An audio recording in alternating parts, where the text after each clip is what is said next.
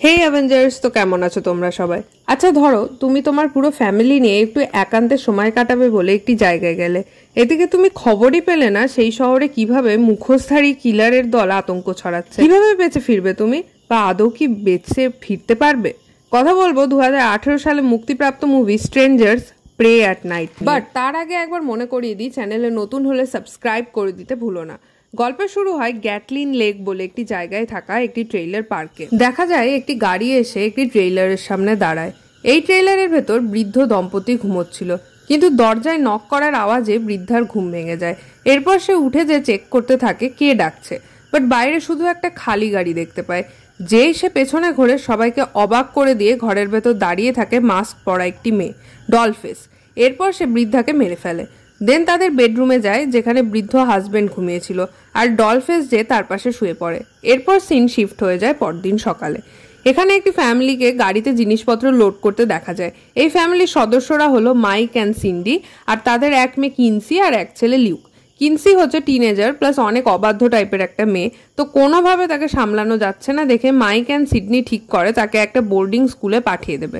তাই লাস্টবারের মতো পুরো ফ্যামিলি একটু একান্তে একসাথে টাইম স্পেন্ড করার জন্য আঙ্কেল মার্ভিনের ট্রেইলার পার্কে যাবে প্ল্যান করে।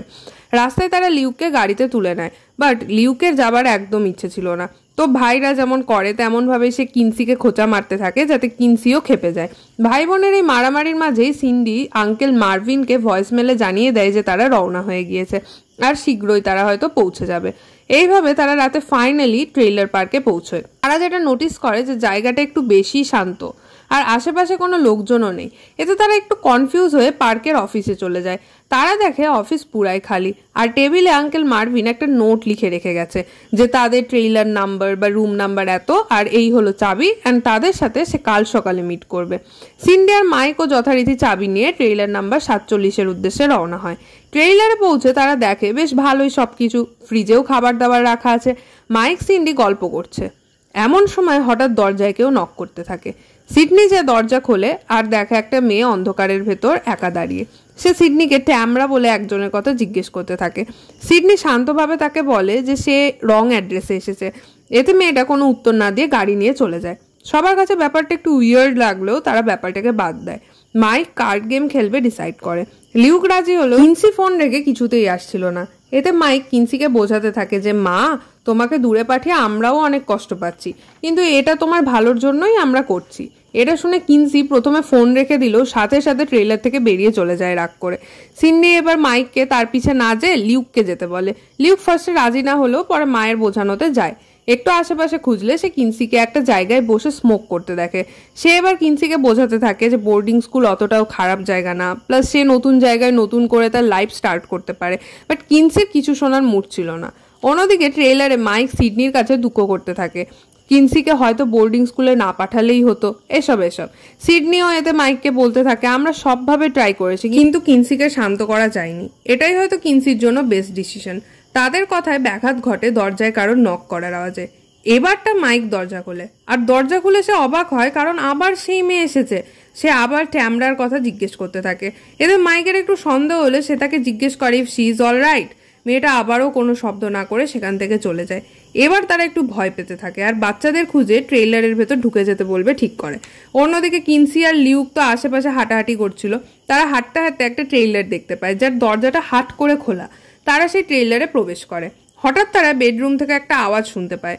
ভয়ে ভয়ে সেদিকে গেলে তারা দেখে একটা কুকুর যে কিনা বেসিক্যালি সাউন্ডটা করছিল। কিন্তু তারা নোটিস করে বেডরুমের জানলায় কেউ রক্ত দিয়ে হ্যালো লিখে রেখেছে।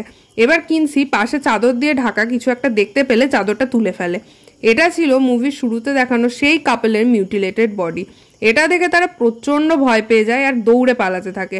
তারা তাদের প্যারেন্টসের সামনে এসে পড়ে যারা অলরেডি তাদের খুঁজছিল। তারা সবটা মাইকদের খুলে বলে আর জানা যায় ইনিই ছিলেন সেই আঙ্কেল মার্ভিন আর তার স্ত্রী। মাইক এবার তার স্ত্রী আর মেয়েকে ট্রেইলারে যে তাড়াতাড়ি পুলিশকে কল করতে বলে আর লিউককে সাথে নিয়ে নিজের ক্রাইম সিনে যায়। অন্যদিকে কিনসি তো ভয়ে কাঁপছে আর প্রচুর কান্নাকাটি করছে। তার মা তাকে কমফোর্ট দেবার ট্রাই করছে, বাট শীঘ্রই তারা রিয়েলাইজ করে কেউ এসে তাদের সবার ফোন ভেঙে দিয়ে গেছে। তখনও ওই ফোনগুলোর মধ্যে একটা ফোন একটু একটু চলছিল। সিডনি তাড়াতাড়ি সেটা দিয়ে পুলিশকে কল করতে চেষ্টা করে, বাট আনফর্চুনেটলি সেখানে ডলফেস এসে পড়ে।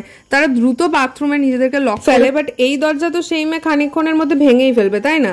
তারা বাথরুমের ওপর দিকে একটা জানলা নোটিস করে আর সিডনি কিনসিকে জানলাটা খোলার জন্য হেল্প করে। জানলাটা খুলতে খুলতে ডলফেস দরজাটা ভেঙে ফেলে। সিডনি কুইকলি তার মেয়েকে ঠেলা মেরে ওপরে তুলে দেয়, কিন্তু নিজে যেই উঠতে যায় ডলফেস সেখানে এসে পড়ে আর সিডনির পেটে ছুরি ঢুকিয়ে দেয়। কিনসি চিৎকার করতে থাকে, বাট তার মা আনফর্চুনেটলি মারা যায় আর কিনসির কাছে পালানো ছাড়া কোনো উপায় থাকে না। অন্যদিকে মাইকরা ট্রেইলারে ঢুকে আঙ্কেল মার্ভিনের বডিটা দেখে।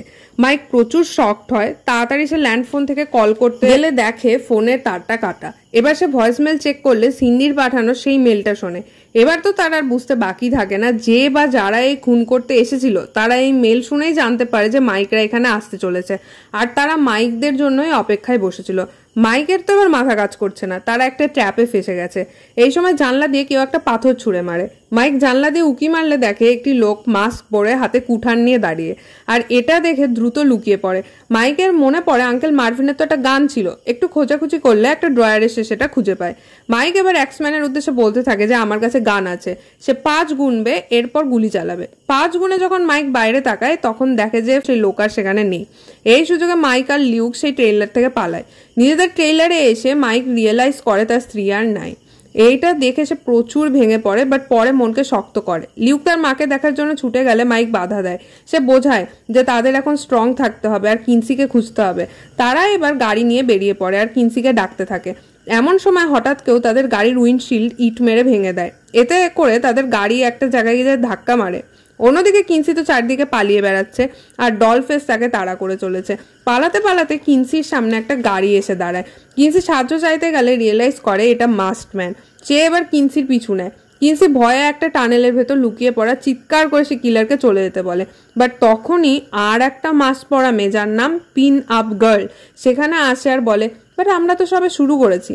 কিনসি আবার পালাতে থাকে। অপরদিকে কার ক্র্যাশে মাইক বাজেভাবে ইনজিওর্ড হয়ে যায়। সে লিউককে তাড়াতাড়ি পালাতে বলে আর তার হাতে গানটা দিয়ে দেয়। লিউক তাকে একা রেখে যেতে রাজি না হলে সে তাকে বোঝায় তার বোনের এখন তাকে কতটা দরকার। লিউক এবার বাবাকে বিদায় জানিয়ে চলে গেলে মাস্কম্যান এসে গাড়িতে বসে। মাইক কিলারকে রিকোয়েস্ট করতে থাকে যে সে যেন তার বাচ্চাদের ছেড়ে দেয়, আর কেনই বা সে এসব করছে। মাস্কম্যান কোনো উত্তর তো দেয়ই না, উল্টো মিউজিক চালিয়ে দেয়। মাইক বুঝতে পারে তার আর বাঁচার কোনো উপায় নাই। কিলার মাইকের গলায় ছুরি মেরে দেয়, ফলে মাইক মারা যায়। কিনসি এবার একটি অন্য ট্রেলারে লুকিয়ে পড়ে। একটু পরে সে বেডরুমের দিক থেকে একটা মিউজিক শুনতে পায়। সে যেই সেদিকে এগোয় তার সামনে ডলফেস এসে হাজির হয়। সে এরপর কিনসির হাতে আর পায়ে চাকু দিয়ে আঘাত করে। সৌভাগ্যবশত লিউক সেখানে পৌঁছে যায় আর ডলফেসের দিকে বন্দুক তুলে ধরে। ডলফেস ভয় তো পাইই না, উল্টো মিষ্টি মিষ্টি করে বলতে থাকে, তুমি কি আমাকে শুট করবে? লিউক ট্রিগারটা প্রেস করতে পারে না। কিনসি লিউককে গানটা তাকে দিতে বলে, বাট লিউক মানা করে আর কিনসিকে নিয়ে সেখান থেকে চলে যায়। তারা অন্য একটা ট্রেইলারে আশ্রয় নেয়। কিনসি প্রচুর কান্না করতে থাকে আর বলতে থাকে সে মাকে বাঁচাতে পারেনি। লিউক তাকে সান্ত্বনা দিতে থাকে যে এতে তার কোনো দোষ নেই। এমন সময় কিলার ট্রাক নিয়ে সরাসরি ট্রেলারে ধাক্কা মেরে দেওয়াল ভেঙে দেয়। ভাই বোন তাড়াতাড়ি জানলা দিয়ে লাফিয়ে ট্রেলার থেকে বেরিয়ে যায়। কিনসির পক্ষে দৌড়ানো সম্ভব হচ্ছিল না, কারণ তার পায়ে অনেক ইনজুরি ছিল। ফলে লিউক তাকে একটা জায়গায় বসিয়ে রেখে বলে, আমি পার্কের অফিসে যেয়ে পুলিশকে কল করব, আর ততক্ষণ তুমি এখানে বসে থাকবে যতক্ষণ না আমি ফিরে আসি, ঠিক এই জায়গাটায়। লিউক এরপর তাড়াতাড়ি অফিসে যেয়ে ল্যান্ডফোন থেকে 911-এ কল করে। সে অপারেটরকে নিজের সিচুয়েশন জানায়, বাট লোকেশন বা অন্য কোনো ইনফরমেশন দেওয়ার আগেই ফোনটা কেটে যায়। হঠাৎ এবার উইয়ার্ড নয়েজ আসতে শুরু করে চারিদিক থেকে। সে একটা গল্ফ ব্যাট নিয়ে এগোতে থাকে। তখনই পিন আপ গার্ল হঠাৎ তার পেছনে চলে আসে। লিউক পেছনের দরজা দিয়ে বেরিয়ে একটা সুইমিং পুলের সামনে এসে পড়ে। পিন আপ গার্ল এবার পেছন থেকে দৌড়ে এসে আক্রমণ করতে গেলে লিউক গল্ফ ব্যাট দিয়ে তাকে এক বাড়ি মারে। লিউক যেই মাছটা সরিয়ে দেখতে যায়, পিন আপ গার্ল আবার জেগে ওঠে।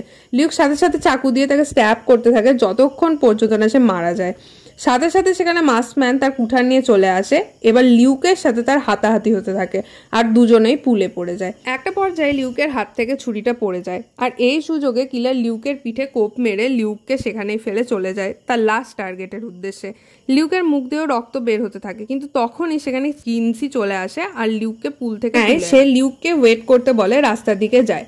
সেখানে একটা পুলিশ ট্রাকের সামনে সে পড়ে, বাট অফিসার ডলফেসকে লক্ষ্য করে না যে পেছন থেকে এসে অফিসারের গলা কেটে দেয়। কিনসি তাড়াতাড়ি পুলিশ ভ্যানে ঢুকে পড়লে দেখে ভেতরে গাড়ির চাবিই নাই। এই সময় ডলফেস গাড়ির জানলায় এসে চাবি দেখিয়ে কিনসিকে কাইন্ড অফ খোঁচাতে থাকে। এবার ডলফেস গাড়িতে ঢোকার চেষ্টা করলে সে পুলিশের শর্ট গান দিয়ে তাকে গুলি করে দেয়। এবার কিনসি মৃতপ্রায় ডলফেস গার্লের মুখ থেকে মাস্ক সরিয়ে জিজ্ঞেস করে কেন সে এগুলো করছে। এতে সে বলে হোয়াই নট, জাস্ট চিন্তা করে দেখো কি লেভেলের সাইকো। এবার কিনসির আগে ডলফেসের মাথা উড়িয়ে দেয়।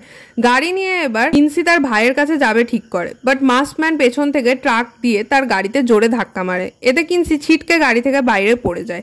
এই অ্যাক্সিডেন্টে মাস্কম্যানের গাড়ির ড্যামেজ হয়ে তেল বেরোতে শুরু করে। এই সুযোগে কিনসি লাইটার দিয়ে আগুন লাগায় দেয় আর ভাবে ফাইনালি কিলার শেষ হলো। বাট কিলার সেই জ্বলন্ত গাড়ি নিয়ে কিনসিকে তাড়া করে। কিনসি দৌড়ে খানিকটা যেই পায়ের ইনজুরির কারণে পড়ে যায় আর গাড়ি থেকে নেমে আসে মাস্কম্যান। তার পেটে একটা বড় কাচের টুকরো আটকে, গায়ের বেশিরভাগ অংশটাই পুড়ে গেছে। সে কাচের টুকরোটা কোনো রকমে বের করে আর জ্ঞান হারিয়ে মাটিতে পড়ে যায়। এবার কিনসি দৌড়ে হাইওয়ের দিকে যায় আর একটা গাড়ি দাঁড় করায়। মাস্কম্যান ততক্ষণে আবার হাজির। কিনসি তাড়াতাড়ি ট্রাকের পেছনে উঠে পড়ে আর মাস্কম্যানও তাই করে।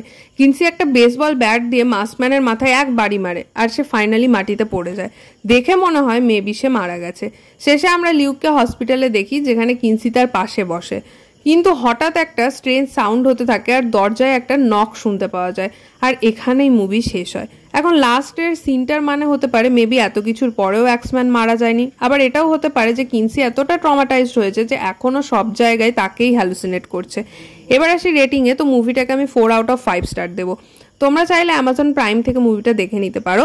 বাট যাবার আগে আরেকবার মনে করিয়ে দিই, চ্যানেলে নতুন হলে চ্যানেলটা সাবস্ক্রাইব করে দিও। ভিডিও ভালো লাগলে লাইক কমেন্ট করতে ভুলো না, আর বেশি বেশি করে ফ্রেন্ডস আর ফ্যামিলির সাথে শেয়ার করে দিও। So that's it for today guys. Thank you so much for watching.